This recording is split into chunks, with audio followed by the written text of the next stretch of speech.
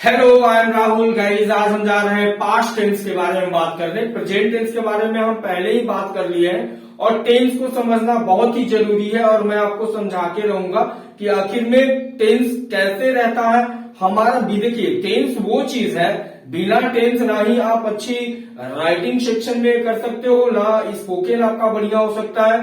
तो इन दोनों चीजों को फोकस करने के लिए आपको टेंस को समझना बहुत ही जरूरी है। एंड हम लोग आज इसी पे बात करेंगे। प्रेजेंट पे हमने पहले ही बात कर लिया है। पास्ट रिलेटेड मैटर जो शो करता है वो पास्ट, जो चीजें क्या होती हैं, बीत गई होती हैं, ठीक है।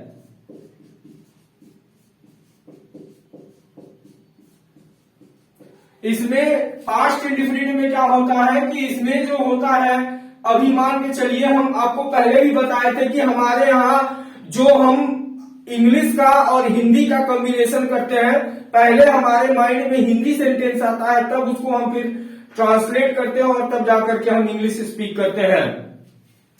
पहले समझना ये जरूरी है कि इंग्लिश हिंदी में कौन से आएंगे चीजें, तो हम समझेंगे कि नहीं वो पास्ट इंडिफिनिट है। तो गाइस, जिसके लास्ट में या, ई, ये,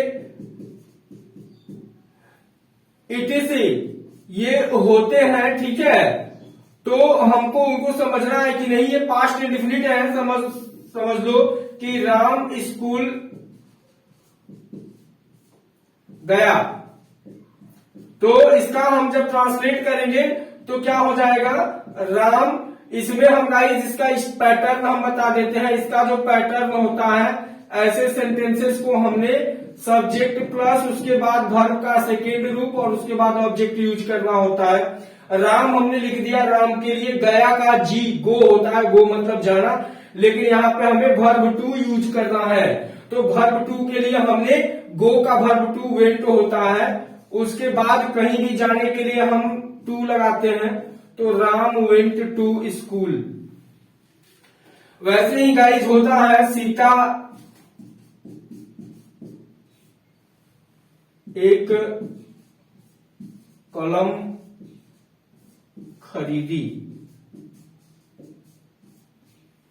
तो गाइस यहाँ पे सीता खरीदना का बाई होता है, V2 बाउट हो जाएगा।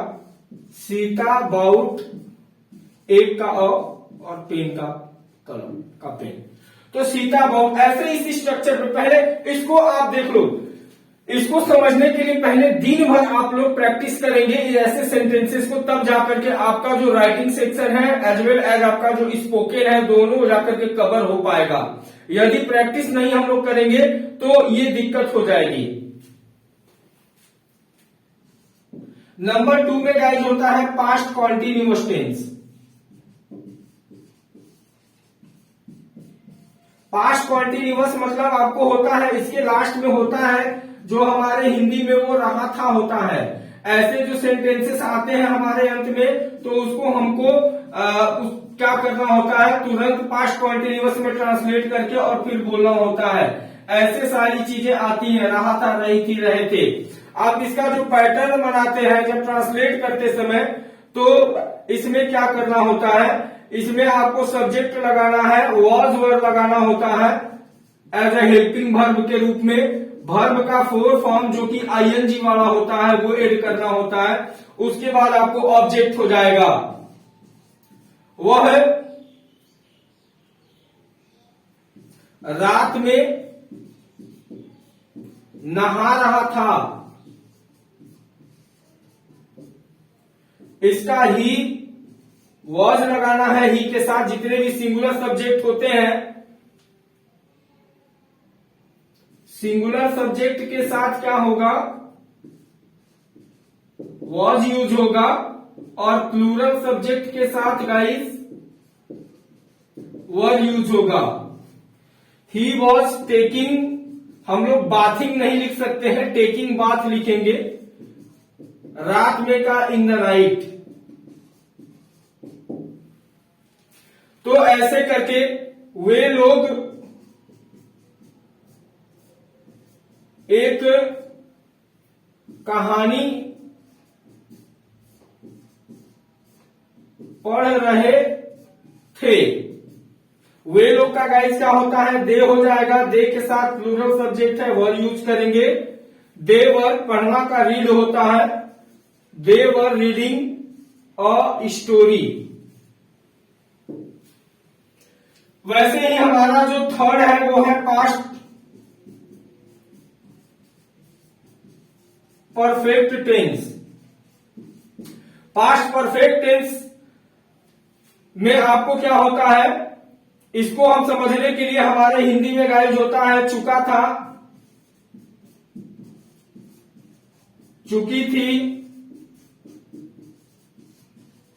चुके थे, या फिर आपको या था, ई थी।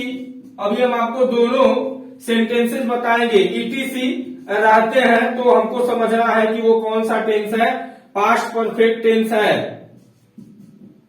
जैसे इसका जो पैटर्न एक बार देख ले, पैटर्न इसका क्या होता है, इसका पैटर्न होता है सब्जेक्ट प्लस हैड लगता है इसमें गाइस हेल्पिंग वर्ब के रूप में, वर्ब 3 का यूज करना होता है, उसके बाद ऑब्जेक्ट। मनोज एक पेड़ काट चुका था। यहां देखिए लास्ट में चुका था आ गया है, हम इसको ट्रांसलेट करेंगे। मनोज हैड लगाना है, कट, कट का तीनों फॉर्म कट ही होता है, cut cut cut, had cut एक पेड़ का अ ट्री। ऐसे हम बनाएंगे। आगे आपको एक याथा का भी सेंटेंस हम दिखाएंगे। याथा वाले सेंटेंस को देखते हैं। वह कल पटना गया था। इसमें देखो चुका था, गया था, दोनों आता है तो पास्ट परफेक्ट हो जाएगा। वह के लिए ही हैड V3 लगाना है, गॉन टू पटना। ठीक है।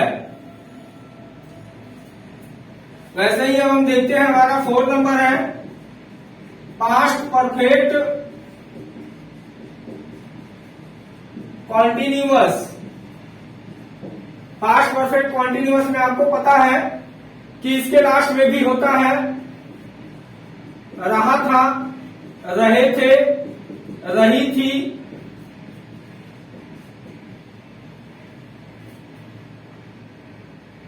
या ते आ रहा था,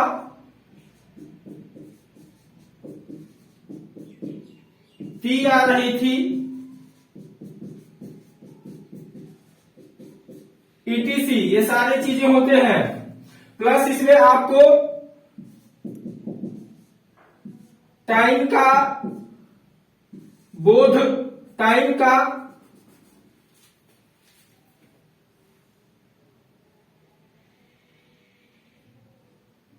भी होता है।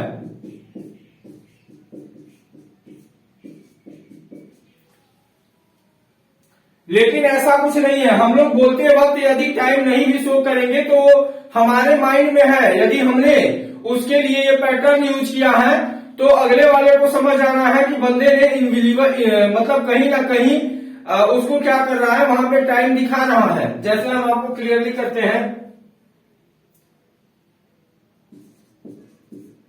वह 2 महीनों से एक गाना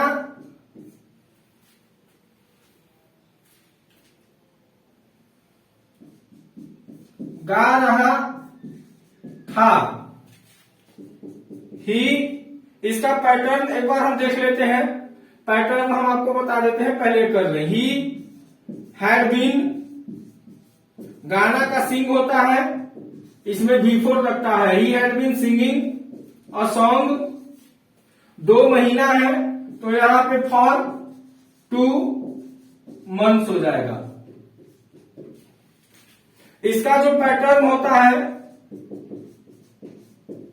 वो subject plus had been before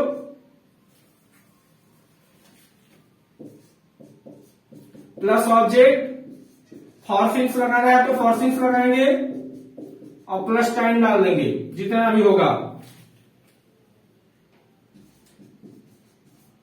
Raju मार्च से kabaddi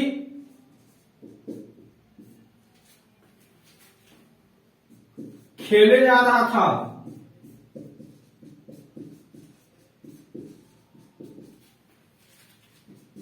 Raju had been playing kabaddi since March।